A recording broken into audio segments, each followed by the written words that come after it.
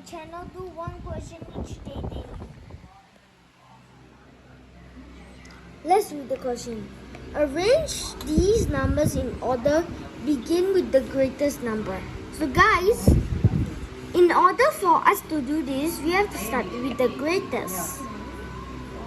And we have to be using one of these numbers. So what number is the greatest over here?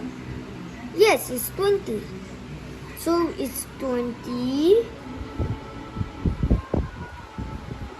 And then next biggest is 16. 16. Then 16.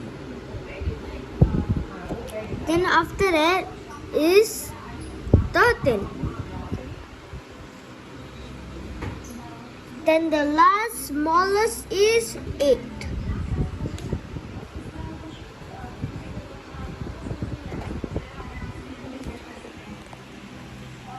Thank you for watching my video.